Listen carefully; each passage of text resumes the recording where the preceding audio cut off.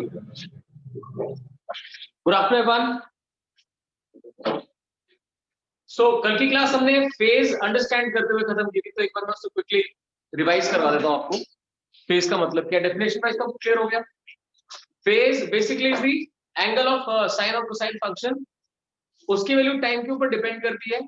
आप जैसे time change करते हैं एंगल चेंज करता है, फेज चेंज करता है, और वो एक्स और वी की वैल्यू डिसाइड करता है। राइट, एक्स और वी की वैल्यू डिसाइड हो गई तो मतलब क्या हुआ, पोजीशन जिसको आप डिस्प्लेसमेंट भी कह सकते हैं वो डिसाइड हो गई, एंड अलॉन्ग विद दैट आपको डायरेक्शन ऑफ मोशन क्लियर हो।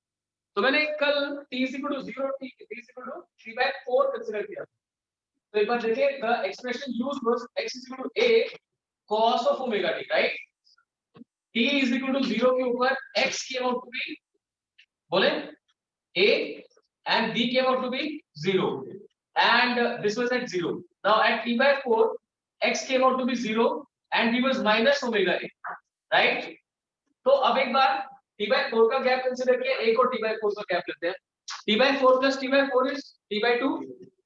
तो अगर मैं t को, आप नोटबुक ओपन कर ले मेरे साथ, यहां से लिखना शुरू करें। If I use t is equal to t/2, how much would omega t become? 2 pi by t into t/2, so it comes out to be pi. It comes out to be pi. आपको साथ साथ करते जाना। Do not wait कि सब finish करेंगे उसके बाद हम लिखेंगे, आपको मेरे साथ ही लिखना है। I'll give you sufficient amount of time along with. So at t is equal to t/2, omega t becomes equal to pi, and obviously cos pi कितना होता है? -1, right? Cos 0 is 1, cos pi is -1. तो अगर cos pi -1 है तो x कितना हो गया? -a.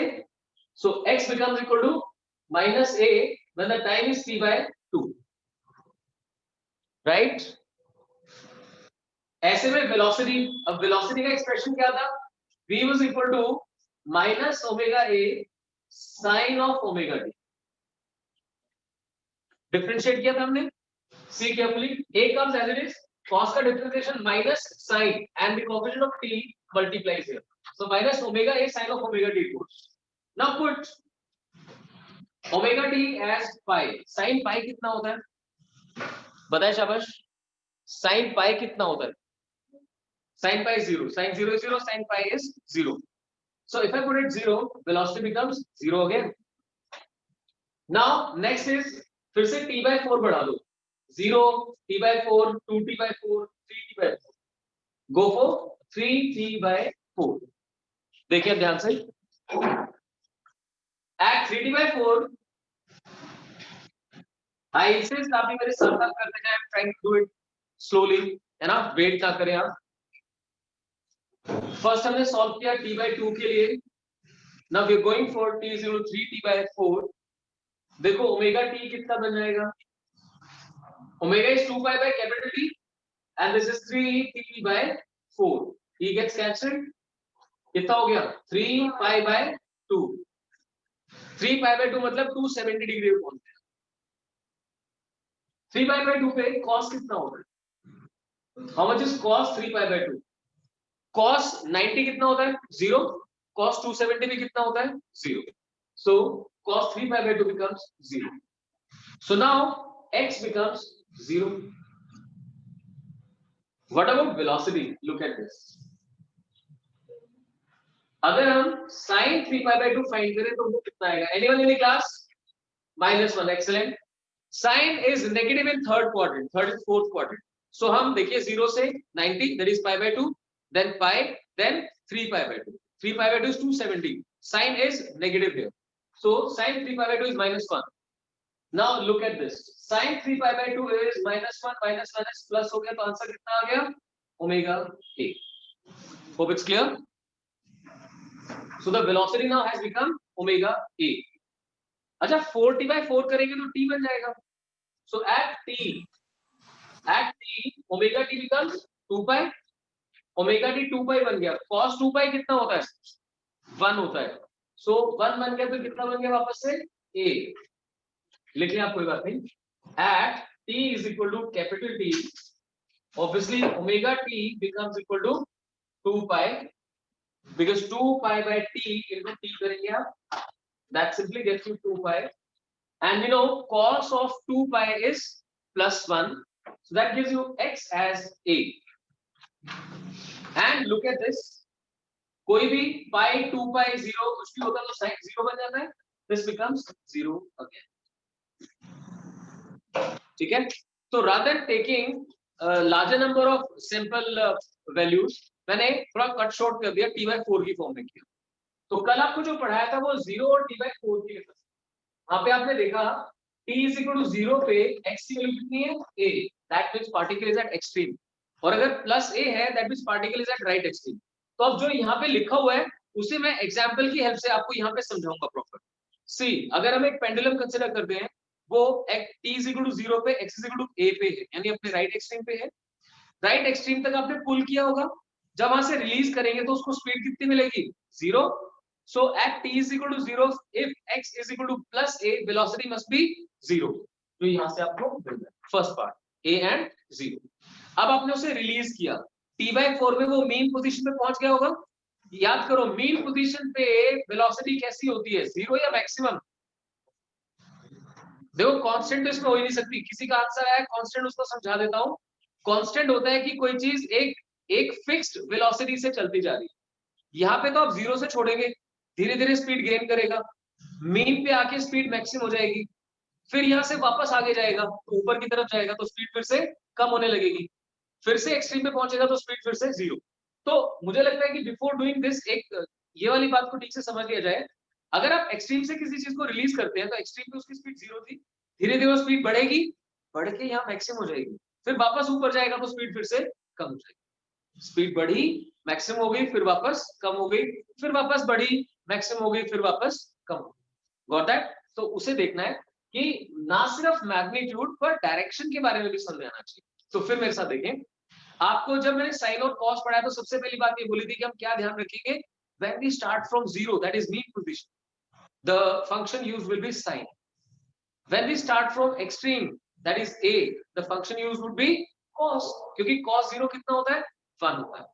ठीक है, तो ये आप सभी के लिए फिर से बोल रहा हूं, अगर आप SHM पढ़ते हुए इनिशियली मीन पोजीशन कंसीडर कर रहे हैं तो साइन की फॉर्म में स्टार्ट होगा, और अगर आप एक्सट्रीम को कंसीडर कर रहे हैं तो cos की फॉर्म में स्टार्ट होगा, because cos 0 is 1. Got that? तो अब यहाँ पे आ जाए वापस, t is equal to 0 पे x was plus a, यानी the pendulum or particle was at right extreme and obviously the velocity was 0. After time t/4 it reaches to mean position.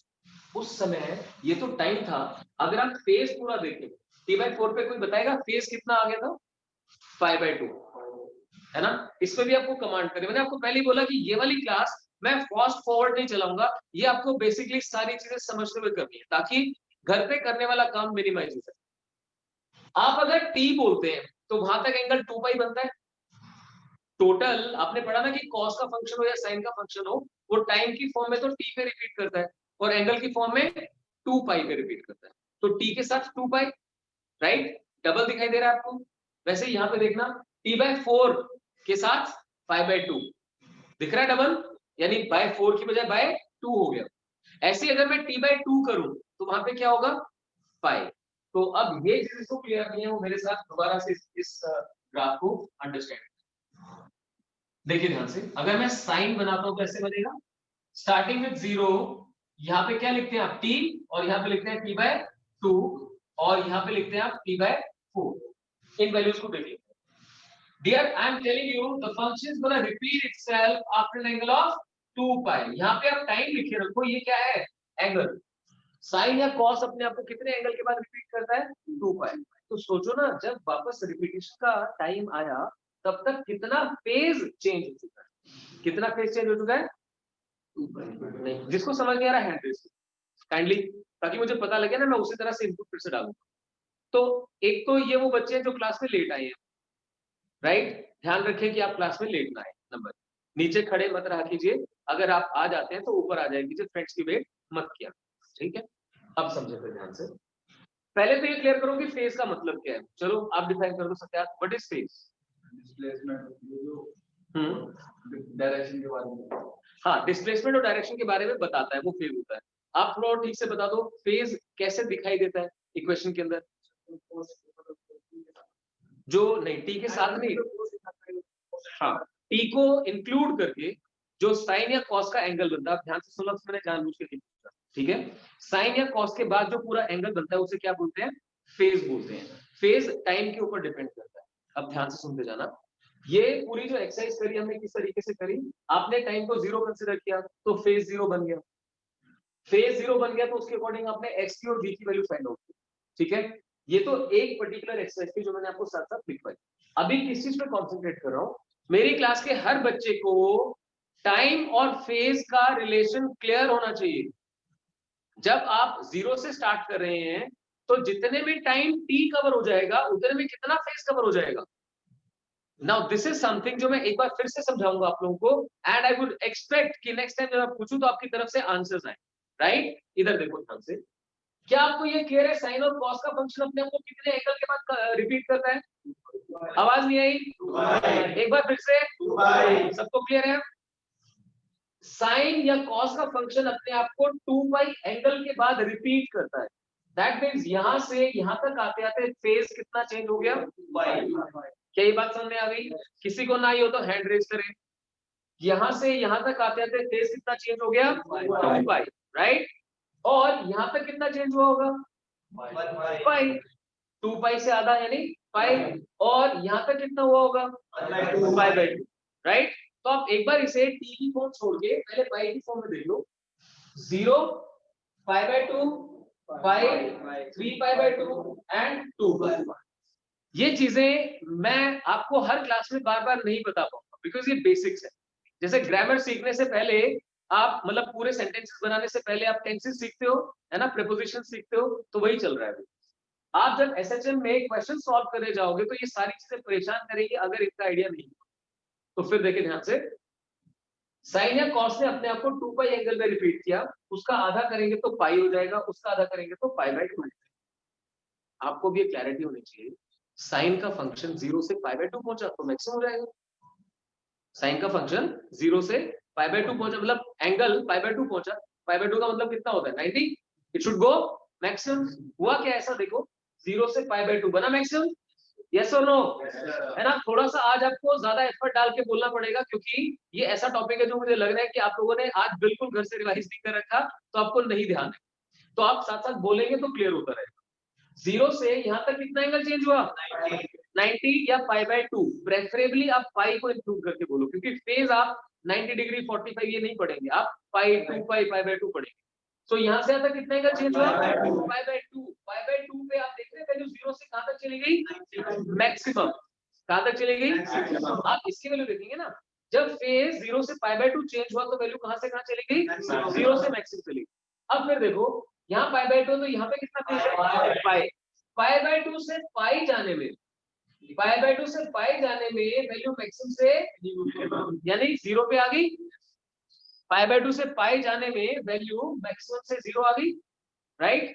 तो देखो 0 से पाई जाने में वैल्यू एक बार मैक्सिमाइज होके वापस 0 हो गई, एक बार मैक्सिमाइज होके वापस 0 हो गई। अब मैंने कैसे डन, उसके बाद फिर देखिए यही चीज यहाँ पे रिपीट होगी, नेक्स्ट पाई बाय 2 में वापस से वैल्यू मैक्सिमाइज हुई। यहाँ पे कुछ लोग डिक्रीज सोचते हैं, कल भी क्लियर किया था, फिर बता देता हूँ। मेन पोजीशन से इधर भी एम्पलीट्यूड होती है और इधर भी एम्पलीट्यूड होती है, एक पॉजिटिव डायरेक्शन में होती है और एक नेगेटिव डायरेक्शन में होती है, दोनों ही मैक्सिमा होते हैं। So look at it carefully, this was in one direction, this is in the other direction. So अगले पाई बाय 2 में फिर से उसकी जो डिस्प्लेसमेंट है वो मैक्सिमम तक जाएगी और फिर नेक्स्ट पाई बाय 2 में वापस से 0 आएगी। ये क्या चल रहा है देखो, यहां से आपने शुरू किया 0 से, पॉजिटिव एक्सट्रीम, कितना फेज चेंज हुआ, पाई बाय 2, राइट। एक क्वार्टर कितना फेज चेंज हुआ, पाई बाय 2, वापस मीन पे आ गया, फिर से पाई बाय 2 प्लस होके टोटल पाई, देखो ये बन गया। So this is the insight we require to do as, got it.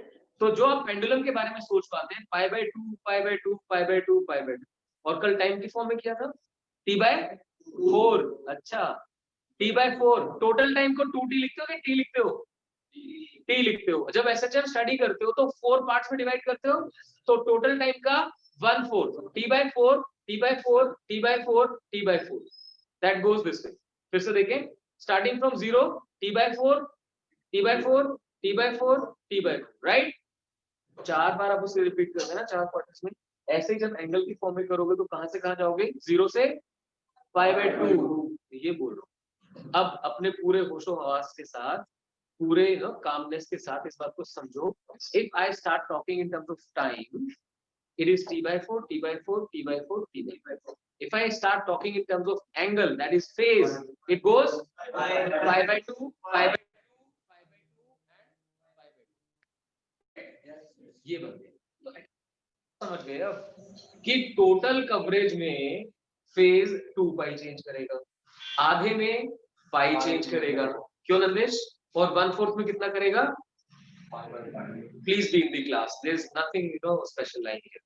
So please be in the class. I'm working damn hard to make you understand this, dear. So please be in the class.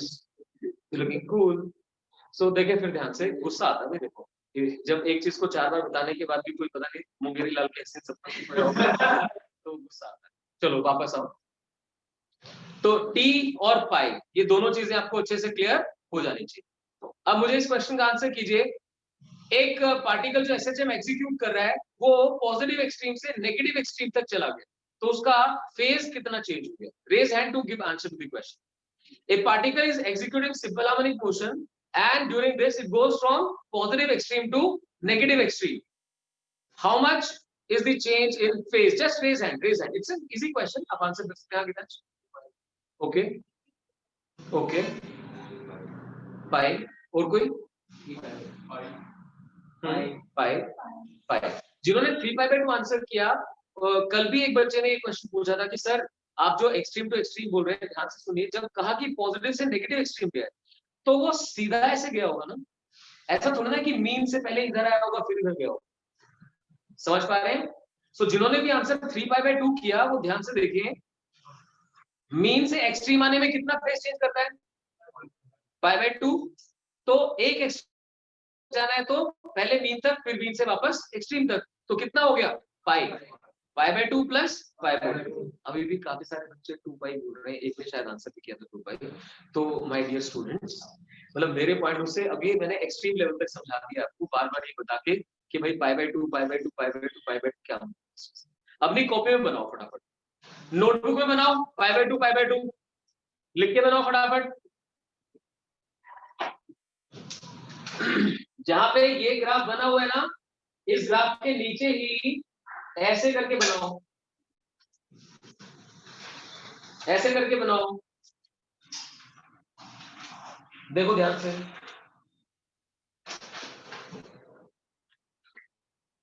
इसे mean position define करो, this is mean. इसे right extreme define करो, mean से right extreme जाएगा तो phase कितना change करेगा? जिसको पता है बोल दे, π/2। मीन से राइट एक्सट्रीम जाएगा तो फेज कितना चेंज करेगा? π/2। अब राइट एक्सट्रीम से वापस मीन पे आ गया, टोटल पाई हो गया। राइट एक्सट्रीम से मीन तक आने में π/2 का एक्स्ट्रा चेंज हुआ 5। सो अब मीन से कहा गया? Left extreme. मीन से लेफ्ट एक्सट्रीम जाने में फिर से π/2 का चेंज, तो टोटल कितना? π/2। और अब लेफ्ट एक्सट्रीम से वापस मीन पोजीशन पे आ गया, तो टोटल कितना हो गया? 2। क्लियर हुआ? हर क्वार्टर में कितना फेज चेंज है? π/2। हर क्वार्टर में कितना टाइम स्पेंड होता है? हर क्वार्टर में कितना टाइम स्पेंड होता है? t/4।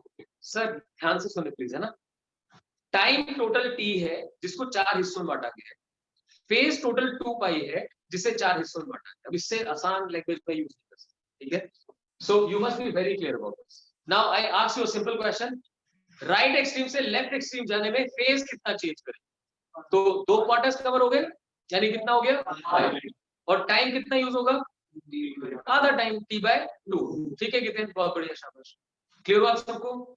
तो देखो ये मेरी तरफ से मैक्सिमम एफर्ट हो सकता है समझाने के लिए, जो मैं कर चुका हूँ। अब आप लोगों को फेज एंगल की फॉर्म में दिखाई देना चाहिए। क्रिस जो आप पूछना चाहते थे क्लियर हो गया?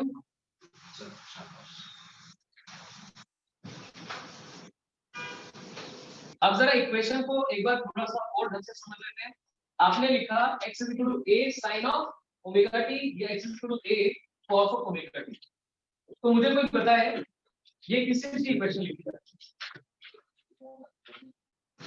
हाँ जी, जो भी लिख रहे हैं x equal to a sin omega t या x equal to a cos omega t, ये किस चीज की इक्वेशन लिख रहे हैं? SHM की, बिल्कुल सही। बाकी को भी क्लियर है? ये SHM की इक्वेशन है, कहने के लिए SHM की इक्वेशन है, लेकिन एक्चुअली x किसको रिप्रेजेंट कर रहा है? Displacement in SHM। बेस्ट रहेगा अगर आप ये बोले डिस्प्लेसमेंट इन SHM। तो एक पार्टिकल, आप बताएंगे मुझे, एक पार्टिकल जब आपने घड़ी देखी तो मीन पोजीशन से क्रॉस कर रहा, तो आप उसका जो SHM रिप्रेजेंट करेंगे वो कॉस फंक्शन से करेंगे या साइन फंक्शन से करेंगे? खड़े हो जाओ फटाफट, जल्दी खड़े हो जाओ, जाने खड़े हो जाओ। मैं क्वेश्चन रिपीट करता हूं। आपने जब ऑब्जर्व करना शुरू किया तो उस समय जो पार्टिकल SHM कर रहा है वो अपनी मीन पोजीशन से क्रॉस कर रहा था। तो पार्टिकल इनिशियली कहां पर है? मीन पोजीशन पे। जब पार्टिकल इनिशियली मीन पोजीशन पे होता है तो आप कौन सा फंक्शन यूज करते हैं, मैं आपसे पूछ रहा हूं। साइन। क्यों?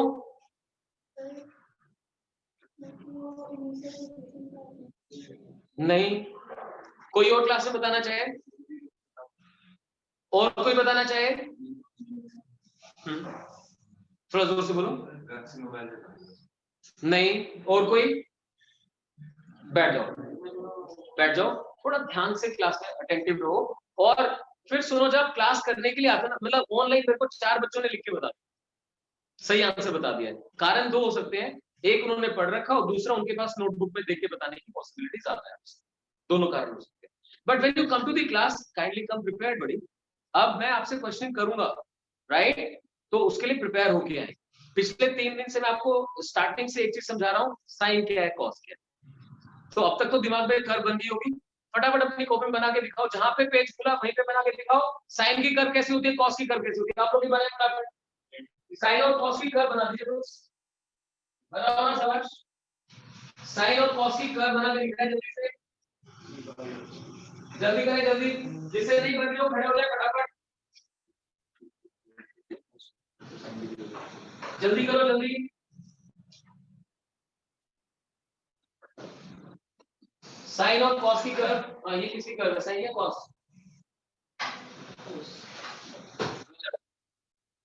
ये किसी की कर्व है, ये छोटा या बड़ा क्यों है? अब डर भी लग रहा है तुम लोगों को, मतलब ये तरीका नहीं चलेगा भाई। देखो ऐसी बात है, सुनो, स्कूल एग्जाम तुमने ऑनलाइन कर लिए, अब अगले ऑफलाइन होने वाले हैं। यहाँ पे मजाक के लिए आओ, लेकिन मजाक के टाइम पे मजाक, पढ़ाई के टाइम पे पढ़ाई। आपका हाथ ही नहीं चल रहा है साइन कोसाइन कर्व बनाने में, जल्दी बनाओ। जिससे खड़े हो जाओ फटाफट। ये कौन सी कर्व है, क्यों, कैसे पता चला? मीन पोजीशन से स्टार्टिंग। तो मैंने आपसे क्या पूछा था कि अगर मीन पोजीशन से आपने पार्टिकल को देखा तो साइन से एक्सप्रेस करोगे, कॉस से। आपने क्या कहा था, कॉस से, क्योंकि ये बिल्कुल देखा नहीं हुआ। हाँ जी, ये किसी चीज कर्व है, गुड। और कोई? हाँ जी सर, साइन की कर्व क्यों बनाई आपने? मैं लास्ट टाइम अपनी तरफ से समझा रहा हूँ, इसके बाद जो नहीं बता रहा होगा मैं क्लास में खड़ा कर दूंगा। ध्यान, साइन और कॉस की कर्व को ठीक से समझो, उसकी जरूरत क्या है उसको समझो।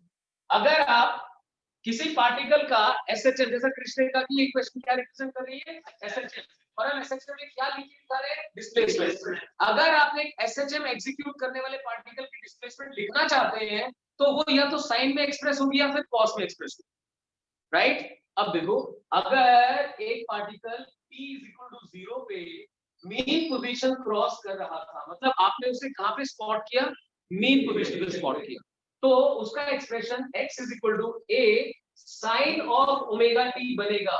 क्यों बनेगा? क्योंकि साइन जो होता है वो ऐसे बनता है। क्योंकि जैसे आप t0 पुट करते हैं, यहां देखो ना ध्यान से, t0 पुट करते हैं तो सकता है जो आप आंसर कर रहे थे, t को 0 पुट करोगे तो सर एंगल 0 बन जाएगा। क्लियर हुआ सबको? जैसे आप x sin ओमेगा t क्यों यूज करेंगे, आपको नेचर समझाएगी ये साइन फंक्शन की, पहले उसे दिमाग में डालो। साइन फंक्शन की नेचर ये है कि वो t = 0 पे कितना होता है, 0 होता है। क्यों 0 होता है? क्योंकि जैसे आप t0 पुट करोगे तो साइन 0 आ जाएगा, साइन 0 इज 0, दैट्स इट। ठीक है, चलिए शिखर मुझे बताओ, साइन 90 कितना होता है? साइन 90 1 होता है। साइन 45 कितना होता है? 1/√2। शाबाश, बैठ जाओ। साइन फर्स्ट क्वाड्रेंट में पॉजिटिव है, सेकंड क्वाड्रेंट में नेगेटिव है। साइन 0 0 है, साइन 45 1/√2 है, साइन 90 1 है। ये ऐसे ही याद होना चाहिए बॉयज और गर्ल्स, एनीबॉडी गॉट दैट? तो फिर देखिए ध्यान से, पहले आपको ये क्लियर है कि it starts from 0 goes to maximum, then comes back to 0, then reverses negative हो गया। और जैसे आप ये देख रहे हैं कि आपको चारों क्वाड्रेंट्स दिखाई दे रहे हैं। पहले आप फर्स्ट क्वाड्रेंट में 0 टू मैक्सिमम की बात कर रहे हैं, फिर सेकंड क्वाड्रेंट में मैक्सिमम से वापस 0 की बात कर रहे हैं, लेकिन है पॉजिटिव। फिर आप थर्ड क्वाड्रेंट में वापस मैक्सिमम, लेकिन कौन सा मैक्सिमम? नेगेटिव मैक्सिमम, रिवर्सल हो गया। और फिर लास्ट फोर्थ क्वाड्रेंट में मैक्सिमम से वापस 0। क्लियर हुआ? तो देखो, आप इस क्लास में सबलाइन होके नहीं बैठ सकते, आपको एग्रेशन के साथ काम करना पड़ेगा। मैं करवाने की कोशिश करूंगा, फिर भी अगर आप हाथ खड़े करोगे कि मुझे नहीं पढ़ना है, तो फिर ओके बाय। अगर आप अब लास्ट फेज में आकर भी मेरे साथ कोऑपरेट करके मेहनत करने को तैयार नहीं है, तो फिर आप जा सकते हैं, दरवाजे खुले हैं आपके। मेहनत करनी है तो यहाँ आओ, एक चीज मुझसे 4 बार पूछो, मैं बताऊंगा आपको, लेकिन मजाक बिल्कुल बंद कर दो पढ़ाई की पार्ट से। आगे बात समझ में आपको? तो फिर देखें, आपको सबसे पहले साइन की वेरिएशन अब तो समझ आ गई, इतनी गर्मी के बाद 0 से क्यों शुरू हो रहा है? क्योंकि साइन 0 0 होता है, इसीलिए हुआ। अब कॉस का फंक्शन कहां से शुरू होता है? आप उसे बोलते हैं मैक्सिमम से शुरू होता है, राइट? क्योंकि उसके साथ ए भी लिखा हो सकता है ना, तो ए की वैल्यू कुछ भी हो सकती है। तो साइन का फंक्शन 0 से शुरू होता है और कॉस का फंक्शन मैक्सिमम से शुरू होता है। क्यों होता है शुरू? क्योंकि कॉस 0 कोई बात नहीं उसके आगे। क्लियर हुआ आपको? ठीक है। तो ये दोनों वेरिएशन जब पहले से पता है, अब इसे लिंक करने जा रहे हैं एसएचएम के साथ। अगर आपने पार्टिकल को तब स्पॉट किया जब वो मीन पोजीशन पे था, मीन पे था, तो भाई डिस्प्लेसमेंट कितनी है? शुरू में ही डिस्प्लेसमेंट 0 है, तो कौन सा फंक्शन यूज करूं? Sine function, that's it. और आपने उसे तब स्पॉट किया जब वो एक्सट्रीम पे था, कॉस आएगा। उसमें दो चीजें समझना ध्यान से। अगर पार्टिकल मीन पोजीशन पे राइट की तरफ जा रहा था, तो आप प्लस साइन से शुरू करेंगे। और अगर मीन पोजीशन पे आपने जब स्पॉट किया तो पार्टिकल नेगेटिव में जा रहा था, तो आप माइनस साइन से शुरू। Got that? अगर आपने राइट एक्सट्रीम पे पिक किया तो आप कॉस से शुरू करेंगे, और अगर आपने लेफ्ट एक्सट्रीम पे स्टार्ट किया तो माइनस कॉस, क्योंकि टी तो 0 ही पुट होगा ना, और कॉस 0 1 होगा। तो अगर राइट एक्सट्रीम था तो cos 0 1 हो गया, दैट्स ओके। बट यहाँ पे cos 0 1 हो गया, लेकिन ये तो माइनस होना चाहिए था, इसीलिए आप साथ में क्या पुट करेंगे? माइनस। अब मैं जो हमने आज क्लास के शुरू में मेहनत करी उसको यहाँ पे यूज करने जा रहा हूँ।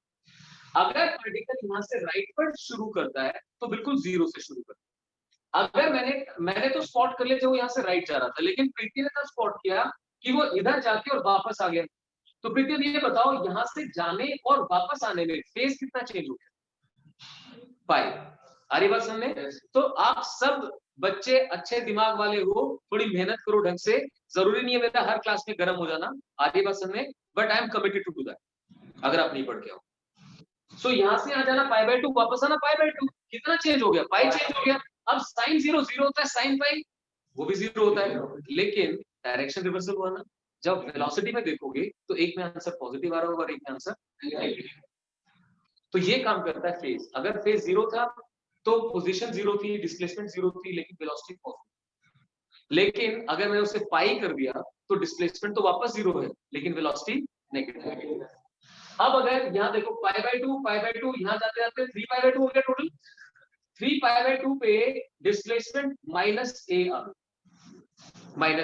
और वेलोसिटी कितनी आ जाएगी? एक्सट्रीम पे पार्टिकल की वेलोसिटी कितनी होती है? जब कोई भी चीज एक्सट्रीम पे पहुंच जाती है तो उसकी स्पीड कितनी होती है? दो आंसर हो सकते थे, कोई बोलता मैक्सिमम, कोई बोलता 0। तो आप एक छोटी सी बात मुझे बताइए, मान लीजिए ऐसा एक झूला हो, ऐसा स्विंग, उस स्विंग पे आपको यहाँ ऊपर बैठा के छोड़ दिया जाए, आप नीचे जाएंगे, ये मीन पोजीशन है, यहाँ पे आपकी स्पीड, जब आप ऊपर पहुंच जाएंगे तो आपकी स्पीड कितनी होगी? This is what I mean, you just can not do physics just by thinking कि हाँ कॉपी में क्या लिखा हुआ है। You need to involve yourself into that. Suppose you yourself are doing an experiment. You are holding a pendulum, you displace it a little and then release. When I say, what is the speed of pendulum when it passes through mean position? तो आपको दिखना चाहिए pendulum. अच्छा mean position ये होती है, वहाँ पे तो speed maximum होती है। और जब वो extreme पे पहुंच जाएगा तो वहाँ रुक गया वहां से तो वापस आएगा, तो वहां पे स्पीड कितनी होती है? 0। मिनिमम भी नहीं बोलना, एग्जैक्टली क्या बोलना है? 0। क्या बातें आपको क्लियर हो रही है? थोड़ा बहुत एसएचएम के बारे में ज्ञान बढ़ रहा है। पहले तो आपको क्लैरिटी होनी चाहिए कि साइन और कॉस फंक्शन की वेरिएशन कैसी होती है। ये फंक्शन अपने आप को कितने एंगल के बाद रिपीट करते हैं? साइन और कॉस कितने एंगल के बाद रिपीट करते हैं तनिषा? 2 पाई। कितने एंगल के बाद रिपीट करते हैं? कितने फेज के बाद रिपीट करते हैं? 2 पाई। और कितने टाइम के बाद रिपीट करते हैं? टी। अब देखो कोई t/2 बोल रहा है, t/4 बोल रहा है। भगवान मुझे शक्ति दे, सहन शक्ति मतलब इसी। तो किसी पार्टिकल का जाके वापस आना टोटल टाइम t, और जाके वापस आने में एंगल कवर्ड 2 पाई। ठीक है, पर कह रहा है बोलेगा भाई को। तो वापस आते हैं, साइन और कॉस आपने समझ लिया। मैंने लिंक किया कि डिस्प्लेसमेंट से कैसे लिंक करना है। अगर आपने मीन पोजीशन पे राइट में जाते हो ऑब्जर्व किया तो प्लस साइन, मीन पोजीशन पे लेफ्ट जाते हो ऑब्जर्व किया तो माइनस साइन, क्योंकि पाई फेज चेंज हो चुका है और sine pi is 0 but direction is negative. अगर आपने यहाँ पे स्पॉट किया तो प्लस कॉस, यहाँ पे स्पॉट किया तो माइनस। चलो तो काफी हो।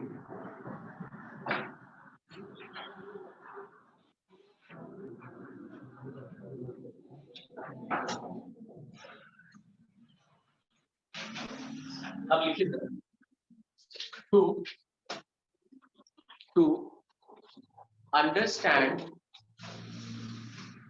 to understand phase lag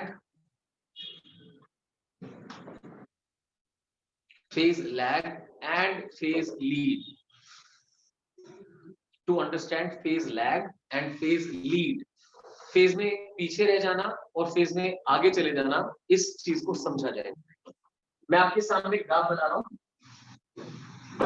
देखिए ध्यान से। ये ग्राफ आप जानते हैं कौन से फंक्शन? अगर मैं इसी की तरह से एक और ग्राफ बना दूं, देखिए ध्यान से नीचे, जिसमें ये वाली चीज मैं अपनी तरफ से यहां शिफ्ट कर दूं और इसे डॉटेड बना रहा हूं, और अल्टीमेटली ग्राफ ऐसे। आपके हिसाब से इस ग्राफ से ये ग्राफ कितना आगे चल रहा है फेज में? ये ग्राफ इस ग्राफ से फेज वाइज कितना आगे चल रहा है? You can raise hand answer by. बहुत बढ़िया। कितना आगे चल रहा है? क्योंकि इसकी ये वाली वैल्यू पाई फेज के बाद आने वाली थी और इसके पास अभी से। क्लियर हुआ? यानी ये इससे पाई फेज आगे चल रहा है। क्या बात सबको समझ में आई? तो चलो इसके बारे में बताना। ये था, ये है ग्राफ नंबर 1, ये बना रहा हूं ग्राफ नंबर 2 डॉटेड वाला। तो आप बता सकते हैं जो सेकंड मैंने बनाया डॉटेड वाला, ये फर्स्ट से कितना फेज आगे चल रहा है? π/2। तो π/2 आंसर क्यों आया? क्योंकि देखिए ये अपनी मैक्सिमम वैल्यू π/2 फेज के बाद गेन करता है और इसके पास अभी से मैक्सिमम वैल्यू है, यानी फेज में कितना आगे चल रहा है? अब सोचो, ये तो तब कोई समझेगा ना जब पहले फेज को समझेगा, इसीलिए इतना टाइम लगा। और उस बात को जीरो मत कर देना क्लास से बाहर निकलते। याद रखो, मतलब you need to link yourself to physics कि भाई अच्छा सर ने समझाया और हमें क्लियर हुआ कि पार्टिकल जब ऑसिलेट करता है तो फेज कैसे स्टडी करना है, राइट? एक्सट्रीम से एक्सट्रीम जाते हुए नंदेश बता फटाफट, एक एक्सट्रीम से दूसरे एक्सट्रीम जाते हुए फेज कितना चेंज करता है? पाई। शाबाश, राइट? तो पाई चेंज करता है। और अगर एक्सट्रीम से मीन जाएंगे तो कितना चेंज करेगा? π/2 चेंज करेगा। तो जितना अच्छे से आप बोल रहे हो, कल भी ऐसे लिखना चाहिए। सो कमिंग बैक टू ये 1 और ये 2, हम देख पा रहे हैं 2 1 से π/2 फेज आगे। तो क्या मैं बोल सकता हूँ cos का फंक्शन साइन के फंक्शन से π/2 फेज आगे? एग्जैक्टली। लिखो कॉपी में स्टार मार्क कर, यही वाला बना दो 1 and this is named as 2। हाँ, दोनों बना लो 1 एंड 2, या तो अलग अलग कलर के पेन से बनाना या फिर एक को डार्क एक को dotted.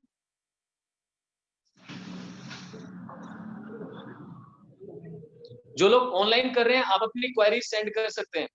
I look to it. Giten, Tushar, Giten बनाइए, शाबाश। अगम, मुझे कंट्रीब्यूशन चाहिए डियर। जो चीज ना समझ में आए पूछो, लेकिन जब मैं पूछूं तो कोशिश करो आंसर करने की। सिया, आपका भी कंट्रीब्यूशन कम दिख रहा है मुझे। बना लिया? अब लिखो, we can see that curve 2 is pi by 2 phase ahead of curve 1. Curve 2 is pi by 2 phase ahead of curve 1. Pi by 2 phase ahead of curve 1. सबको समझ आ गया क्यों? कारण सुन लो फिर से एक बार। 1 की जो वैल्यू पाई बाय 2 फेज के बाद होने वाली है वो 2 की अभी है, तो वो आगे चल रहा है। Got that? So that's it. अब आप मेंशन करें hence cos omega t is pi by 2 phase ahead of sin omega t. Cos omega t is pi by 2 phase ahead. Sound की प्रॉब्लम किसी और को भी आ रही है तो बता सकते हैं। कर्व 1 जो है वो साइन की है और कर्व 2 कॉस की है, तो वहां पे मैं क्लियरली बोल रहा हूं आपको कि कर्व 2 ये डॉटेड वाली is pi by 2 phase ahead of 1, यानी कि cos omega t is pi by 2 phase ahead of sin omega t।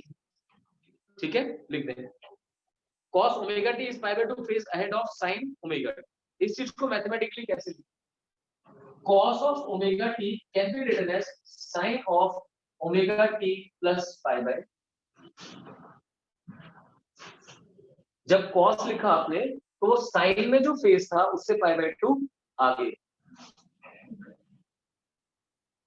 नहीं, अगर मेरा माइक ऑफ नहीं है, मेरी आवाज बाकी सबको आ रही है। आई डोंट नो आपको क्यों नहीं आ रही है। अभी जितेन ने लिख के बताया कि हाँ उसे ओके सुनाई देती है। आप रिकनेक्ट करना चाहो तो रिकनेक्ट कर सकते हो। तो यहां से समझो कि साइन ओमेगा टी से cos omega T pi by 2 आगे है, इसका मतलब जो साइन की वैल्यू बनती है उसमें पाई बाय 2 आगे चले जाओ, तब आपको क्या मिलेगा? cos। क्या क्लियर हुआ ठीक से? इसी तरह से अगर मैं साइन ओमेगा टी लिखने जाऊं, sine omega t should be cos of omega t minus pi by 2। Sine जो है वो cos से पाई बाय 2 पीछे चल रहा है, तो मतलब डाल दो माइनस पाई बाय 2। आई समझ में बात आपको? तो ये लिखना आना चाहिए। मैं फिर बोल रहा हूँ, I am trying to spend as much time you want on this topic, but medical students ये बात ध्यान से सुन लो, अगर आपको साइन कॉस वाली चीजें ठीक से क्लियर नहीं हुई तो ना तो आप केवीपीवाई के 4 क्वेश्चंस को हाथ लगा पाओगे, ना ही आप अपने नीट के 5 से 10 क्वेश्चंस हाथ। सिंपल, इसके बिना बात नहीं बनती है। I am trying to give as much time you want. कल परसों में एक फॉर्मूला लिखा था sine a plus b. Let's see, class में जो मेडिकल स्टूडेंट्स हैंड रेज करें, क्विकली। ठीक है, इनमें से वो हैंड अप रखें जो साइन a प्लस बी बता सकते, जो साइन a प्लस बी का फॉर्मूला एक्सपेंड करके बता सकते हो, हैंड अप रखें। बोलो लवेश। तो आप ये बताओ ना, आप मुझसे क्या एक्सपेक्ट करते हो? क्या करने आ रहे हो यहाँ पे? टाइम पास करने आ रहे हो क्या? हाँ, मतलब तुम मुझसे क्या एक्सपेक्ट करते हो? तुम यहाँ आओ, मैं हंसी खुशी तुम्हें पढ़ा के भेज दूं? Are you paying for that to me? घर बैठ के कपिल शर्मा देख लो यार, ज्यादा हंसाएगा। मैं आपको फिर से क्लियर कर रहा हूं, आप क्लास में आए तो रिवाइज करें, मेक इट श्योर कि जब आप क्लास करने आते हैं तो जो टॉपिक चल रहा है वो टॉपिक आपको पूरा revise. Have I made it clear? है ना? चीजें अपने और मेरे लिए ज्यादा मुश्किल मत करो। तो देखिए फिर से, cos omega T sin of omega t plus pi by 2, क्योंकि पाई बाय 2 आगे चलता है। sin omega T cos omega t minus pi by 2, क्योंकि पाई बाय 2 पीछे चलता है।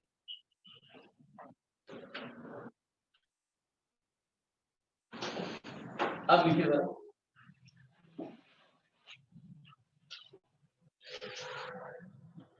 to understand phase relation between displacement, velocity and acceleration. Displacement, velocity and acceleration. ठीक है, ये करने से पहले फिर बताएं साइन का डिफरेंशिएशन क्या होता है?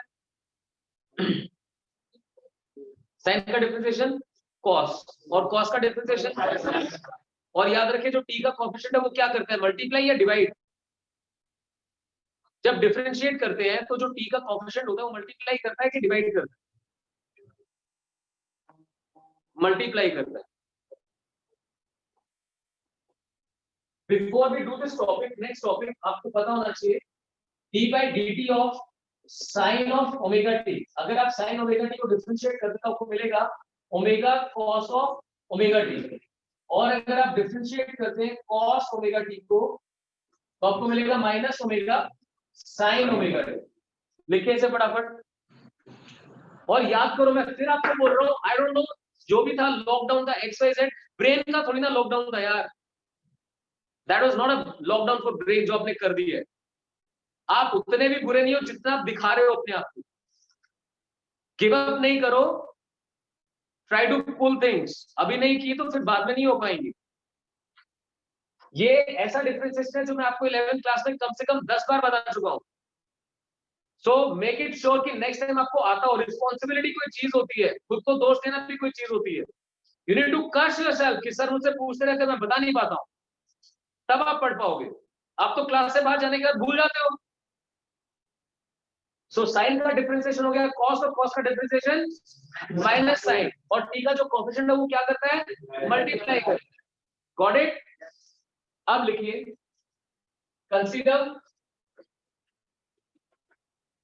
Consider displacement of a particle,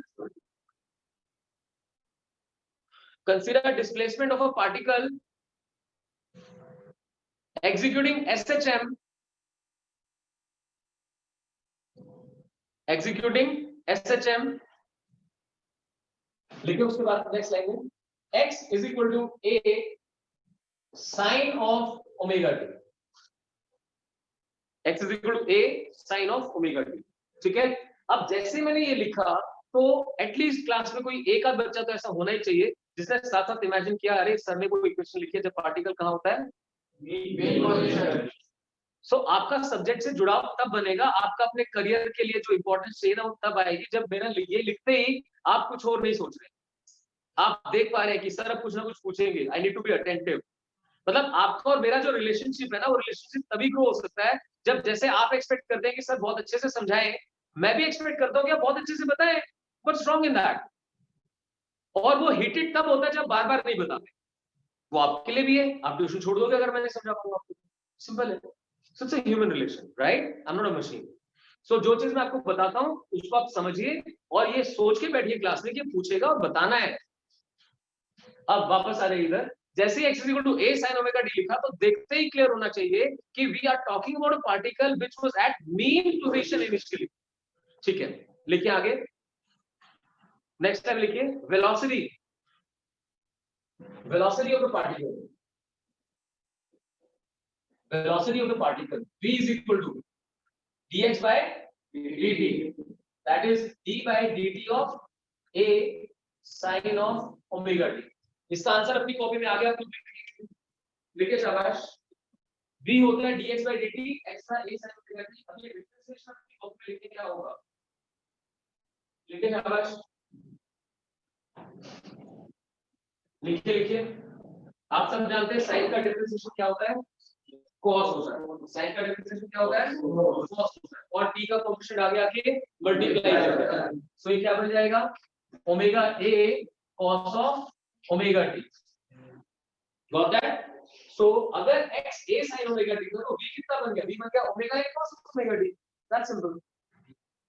अब देखिए ध्यान से, v को हम ओमेगा a अगर मैं साइन की फॉर्म में लिखना चाहूं तो अपनी कॉपी में लिख के बताओ क्या लिखूं।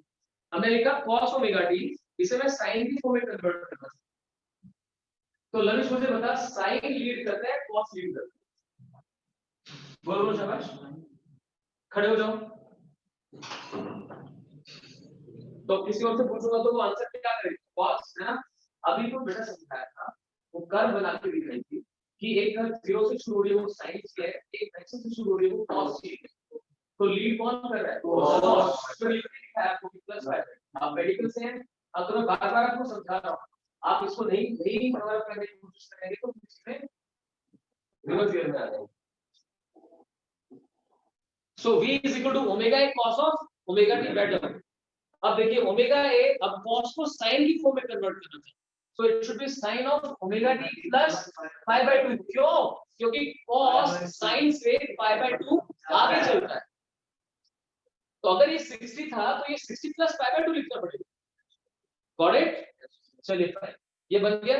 अब मैंने इसमें कन्वर्ट क्यों किया? इसलिए किया ताकि मैं इक्वेशन 1 और इक्वेशन 2 के फेज को कंपेयर करके दिखा सकूं। आप फेज कंपेयर करना चाहते हैं, दोनों साइन होंगे तो कंपेयर करना आसान होगा। इसमें साइन के बाद ओमेगा टी, इसमें साइन के बाद omega t plus pi by 2 में साफ दिखाई दे रहा है कि वेलोसिटी डिस्प्लेसमेंट से कितना फेज आगे भाग रही है।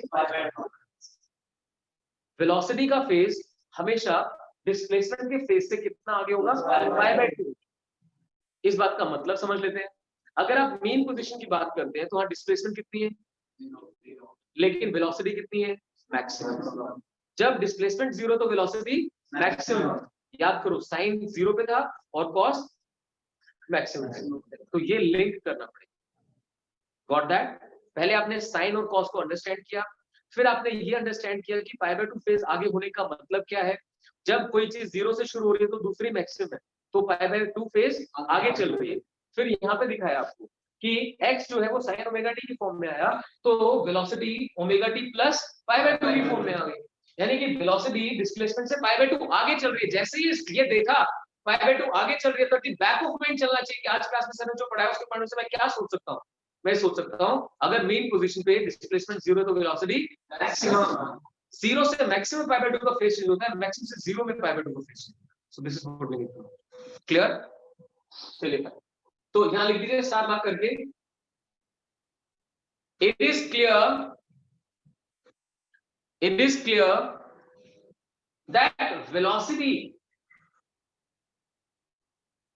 velocity leads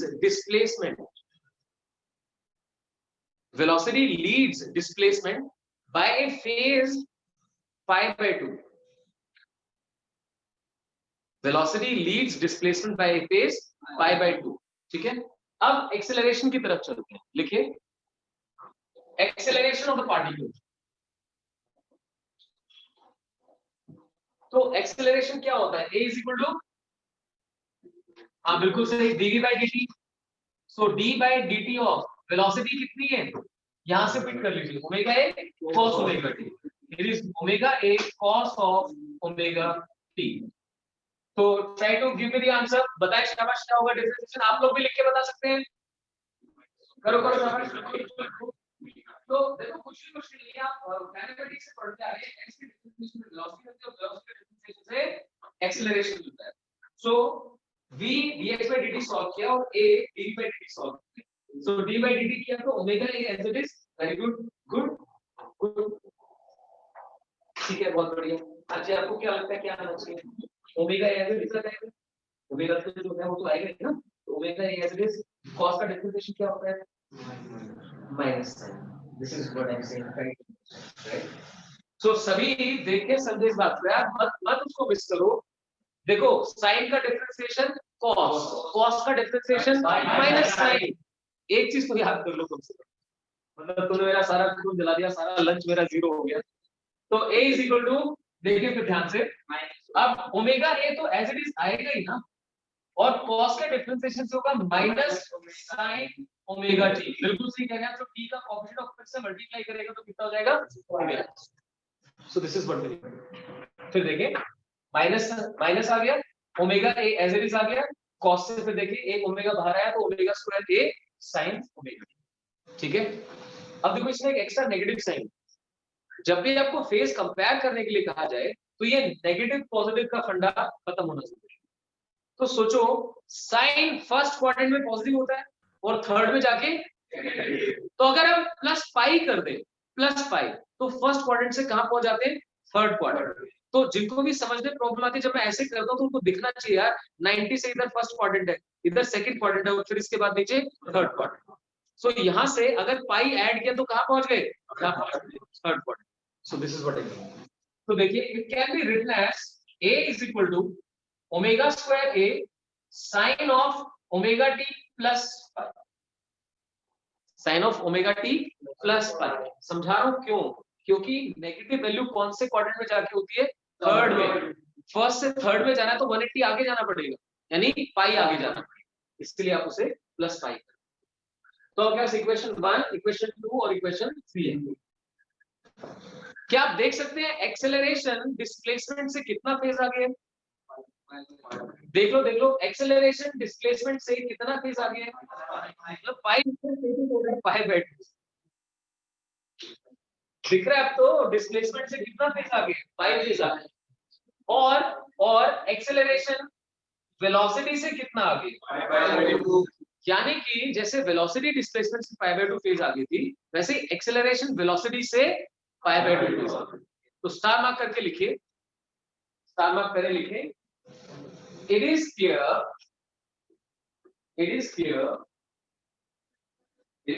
that acceleration is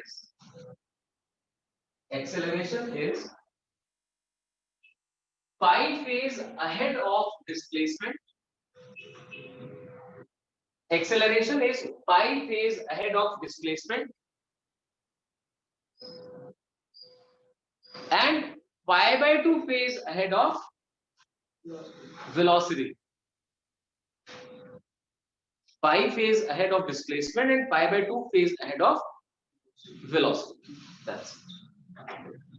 तो अब ये याद करो, डिस्प्लेसमेंट, वेलोसिटी, एक्सेलरेशन हो सकते हैं। डिस्प्लेसमेंट का डिफरेंशिएशन वेलोसिटी, वेलोसिटी का डिफरेंशिएशन एक्सेलरेशन। डिस्प्लेसमेंट से वेलोसिटी और वेलोसिटी से एक्सेलरेशन कितना फेज आगे चलते हैं? यानी अगर मैं डिस्प्लेसमेंट को 0 से शुरू करूं ऊपर की तरफ, तो वेलोसिटी ऑलरेडी कहां होगी? Maximum, right? और एक्सेलरेशन कहां होगा? 0 पे और जा रहा होगा नीचे की तरफ। एक चीज और दिखा देता हूं यहाँ पे, क्या a sin ओमेगा t को मैं x लिख सकता हूँ? a sin ओमेगा t तो x था ना, तो क्या इसे माइनस ओमेगा स्क्वायर x लिख सकते हैं? तो क्या इक्वेशन बन गई देखना जरा, a is equal to minus omega square x। ये इक्वेशन पहले भी पढ़ी है क्या? पहले जो आपने पढ़ी थी वो इस फॉर्म में पढ़ी थी, a is equal to minus k by m into x। जब एसएचएम स्टार्ट करवाया था तब। कोई बात नहीं, अभी मैं और गुस्सा करने का मूड बिल्कुल नहीं हूं। आप जब नेक्स्ट क्लास करने के लिए आएंगे तो जितना एसएचएम मैंने आपको पढ़ा दिया वो आप ढंग से एक एक चीज करके आए, right? I have tried to revise all दोस्त इन क्लास में, इसको मैं छोड़ दूंगा, बेकार है। तो यहाँ तक तो समझ में आ गया। चलो इन तीनों के ग्राफ बना सकते हैं क्या? एक का ग्राफ साइन का बनेगा, फिर उससे पाई बाय 2 आगे से शुरू होगा और फिर उसके पाई बाय 2 आगे से शुरू। तो फटाफट से यहाँ देख लीजिए, बनाइए। पहला डिस्प्लेसमेंट का ग्राफ बना रहे हैं साइन,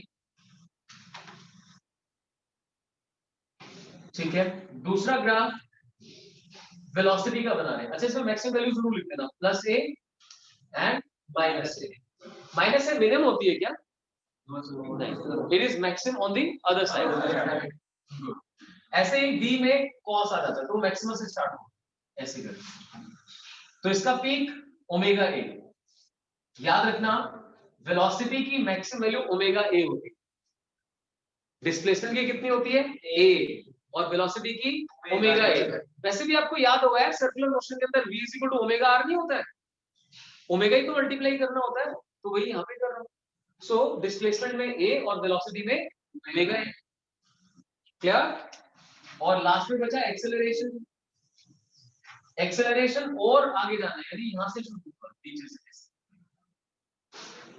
एक्सेलरेशन में जो पीक है वो कितना है? ओमेगा स्क्वायर है। एक और ओमेगा लगा दो, ओमेगा लगाते जाओ। डिस्प्लेसमेंट में ए, वेलोसिटी में ओमेगा ए और एक्सेलरेशन में ओमेगा स्क्वायर। तो minus omega square a and plus omega square a, ठीक है। ये वेरिएशन टाइम के साथ, डिस्प्लेसमेंट, वेलोसिटी और एक्सेलरेशन। टाइम या ओमेगा टी दोनों लिख दिया।